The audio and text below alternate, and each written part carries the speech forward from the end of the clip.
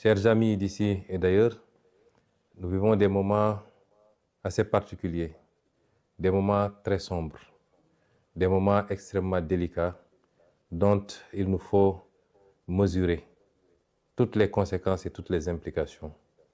Depuis 2 jours, s'est déclenché au Moyen-Orient une guerre, il faut l'appeler telle qu'elle, déclenchée par les États-Unis d'Amérique et leurs alliés israéliens qui ont choisi de frapper un pays, notamment l'Iran, et qui ont déclenché la riposte de ce pays qui a embrasé toute la région du Golfe.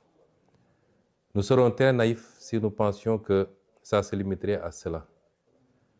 Nous souhaitons tous que ça n'aille pas plus loin que ça. Mais nous devons être pessimistes, voir les choses de la manière la plus lucide et la plus réaliste possible. Des frappes ont été opérées, une réaction s'est déclenchée, qui peut entraîner d'autres réactions avec d'autres acteurs qui vont entrer dans le conflit et peut-être des ramifications qui dépasseront cette partie du monde.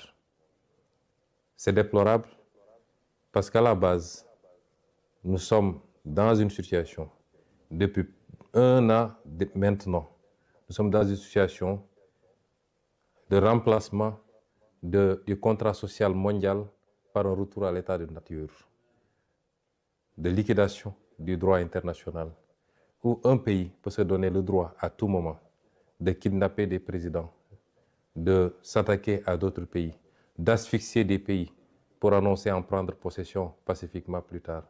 Un pays sans résolution ni mandat des Nations Unies peut décider de frapper d'autres pays, de tuer, d'assassiner, il faut le dire tel quel, leurs dirigeants. Ceci est extrêmement grave. Et tout l'équilibre du monde qui a été conçu sur ces 45 dernières années, voire ces 50 dernières années, s'en trouve compromis. C'est déplorable et il faut le condamner. Je me permettrai de présenter toutes nos condoléances à la famille et au peuple des dirigeants qui ont été assassinés, les dirigeants iraniens qui ont été assassinés, et souhaiter que ce conflit trouve une fin rapide pour le bien du monde. Il nous faut mesurer toutes les conséquences de ce conflit qui dépassent le simple aspect militaire. Nous savons tous que aujourd'hui, le trafic autour du détroit d'Ormuz est compromis et nous savons que minimum 40% ou 30% du pétrole mondial, des hydrocarbures mondiaux passent par ce détroit. Les impacts sur le plan économique pour tous les pays, dont le Sénégal, dont la consommation en produits pétroliers dépend de ces trafics-là, les conséquences seront très importantes. Les conséquences de manière générale sur l'économie du monde seront très importantes, avec des impacts sur la mobilité des capitaux, sur l'investissement et les répercussions sur tous les autres produits de consommation. Parce que vous savez que tout tourne et tout tourne à partir de ces produits d'hydrocarbures, pratiquement, les industries, l'économie, tout. Et donc, même les produits de consommation courante, notamment les produits alimentaires, les denrées alimentaires, tous les autres produits s'en trouveront impactés. Et tout ça par une décision unilatérale d'un pays tout puissant soit-il, de déclencher une guerre, de frapper d'autres pays, et c'est déplorable. Mais nous devons faire une analyse géopolitique de ces situations. Ce ne sont pas des situations fortuites. Pas plus tard qu'avant-hier à l'Assemblée, je vous ai parlé du piège de Thucydide. Je vous en parle depuis pas mal de temps. Je voudrais que nous soyons tous bien conscients de la situation.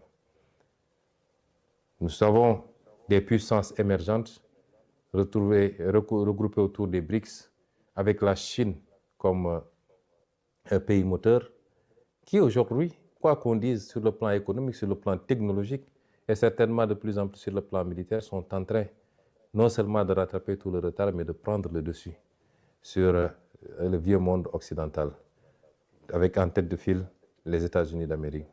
Et tout ce que vous voyez, c'est des réactions de ce pôle, et particulièrement des États-Unis, qui ont peur de perdre cette primauté qu'ils ont eue pendant longtemps, cette domination écrasante sur tout le reste du monde.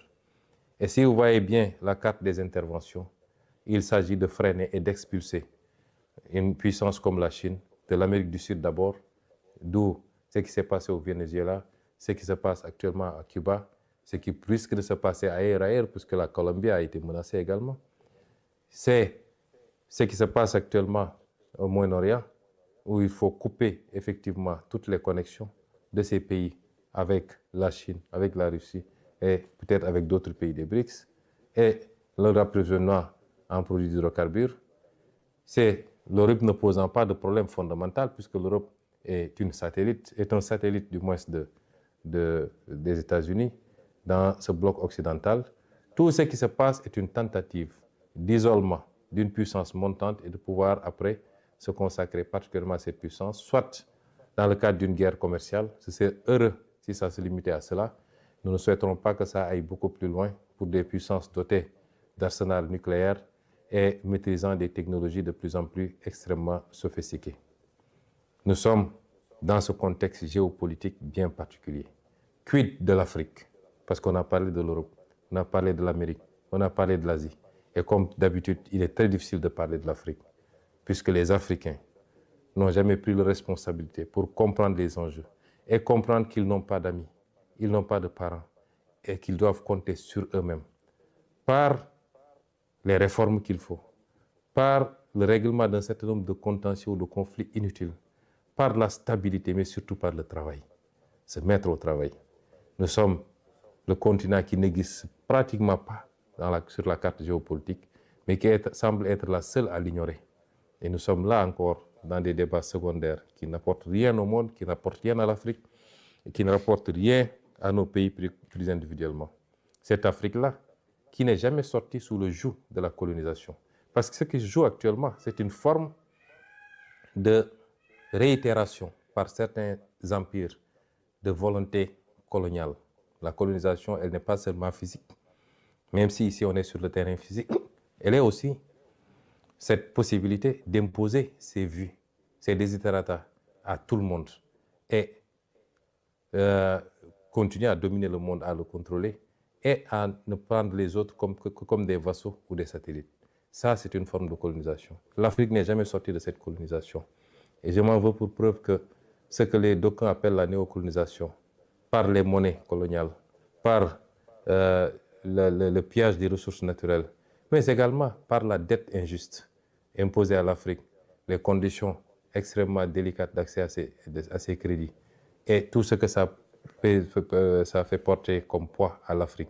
L'Afrique n'est jamais sortie de cela. Et les vrais combats, ils sont là. Et c'est ça notre combat à nous. Malheureusement, quelquefois, moi personnellement, j'ai l'impression d'être assez isolé dans ce combat, y compris ici, dans notre pays au Sénégal, et maintenant qu'on est au pouvoir. Et c'est ces enjeux-là que nous devons comprendre. Que je veux que chaque militant et chaque militante comprennent. Que notre combat dépasse les débats futiles et inutiles sur des combines et des manipulations politiciennes.